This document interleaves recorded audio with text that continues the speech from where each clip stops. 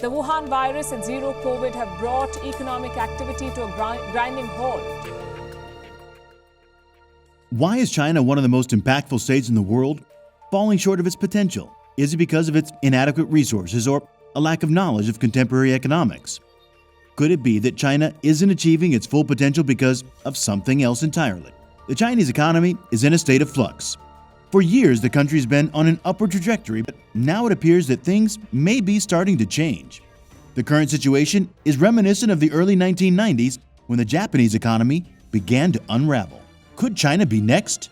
China's always been an economic powerhouse, but its recent growth has been unprecedented. In the last few decades, China has transformed itself from a poor agrarian society into a global economic superpower. Its economy is now the second largest in the world, and it is on track to overtake the United States as the world's largest economy in the next few years. China's economic success is often attributed to its embrace of capitalism and free market reforms in the late 1970s. Since then, China has opened itself up to foreign investment and trade, and its economy has boomed.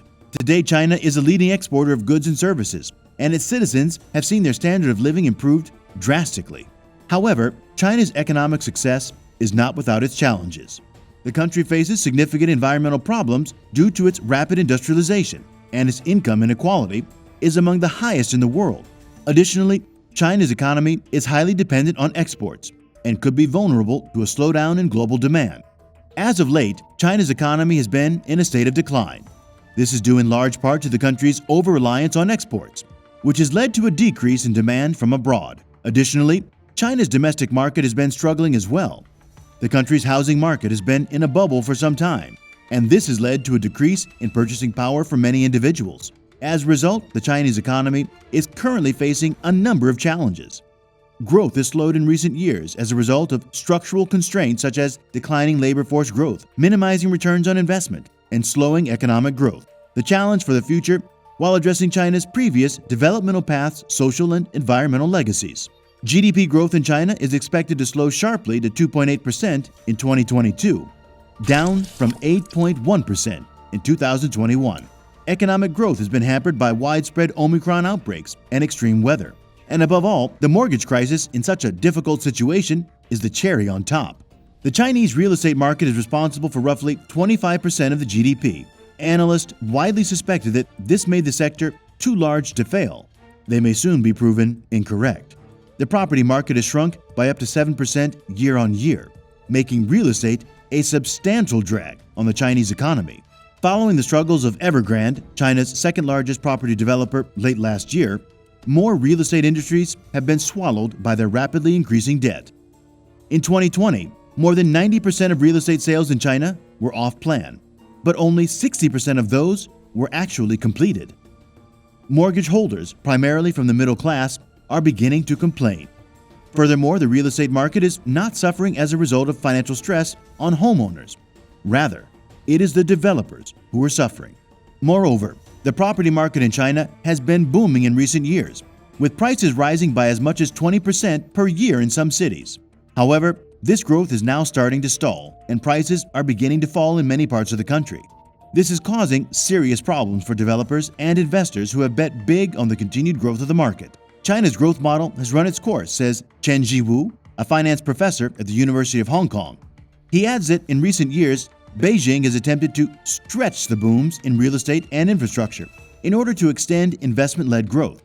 The property market slump, which began in the second half of the last year, has had a significant impact on China's economy as a whole.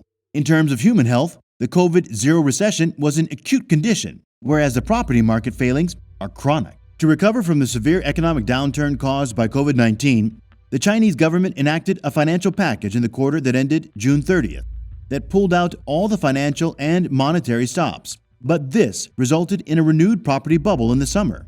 Concerned, the government took drastic measures to limit loaning money to property developers. The slowdown in the property market is being caused by a number of factors. Firstly, the Chinese government has been tightening up regulations in an attempt to cool down the market. Secondly, there is a growing oversupply of properties in many cities, as developers have built too many new homes in anticipation of continued strong demand. Finally, the economic slowdown in China is starting to hit consumer confidence. and people are becoming more cautious about buying expensive homes. Recognizing the gravity of the scenario, the government began correcting the excesses of its fiscal stiffening policy at the end of last year, and is now trying to shore up the real estate market by letting provincial governments relax residential lending criteria.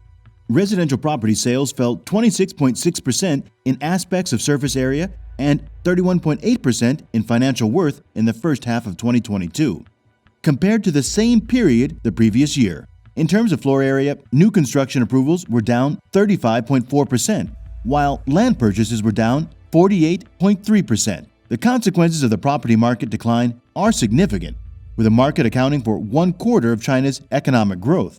The property market crisis is having a knock-on effect on the wider economy.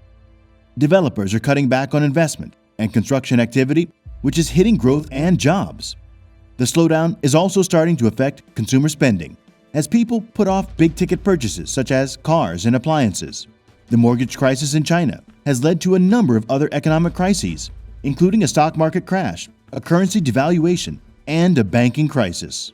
This has created uncertainty and instability in the financial markets, with many speculating that it could be just the tip of the iceberg. As more people default on their mortgage and property prices continue to fall, there are fears that this could trigger a wider economic downturn.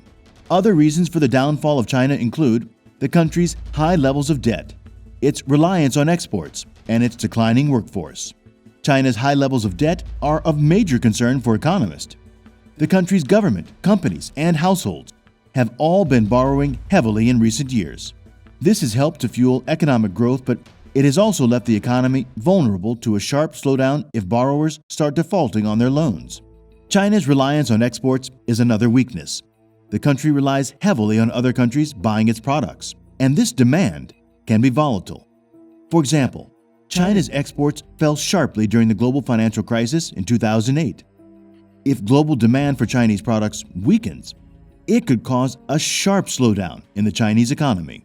Finally, China's workforce is declining. The country's population is aging, and the number of working-age people is set to shrink over the next few decades.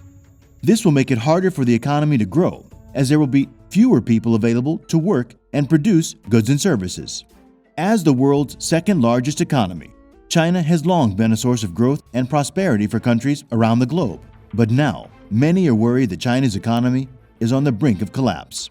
The housing market in China has crashed, with millions of homeowners struggling to keep up with their mortgages.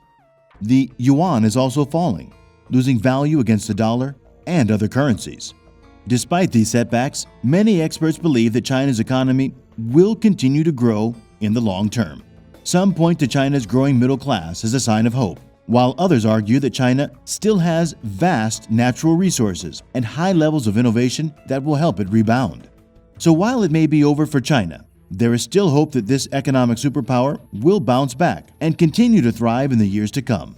Only time will tell if China can rise once again, or if its fall signals a new era of growth and prosperity around the world. This brings us to the end of the video. We hope this video was worth your precious time. Do you think China will be able to bounce back, or these crises will make it fall further? Share your thoughts with us in the comments section. Like and subscribe for more fun content. Thank you for watching.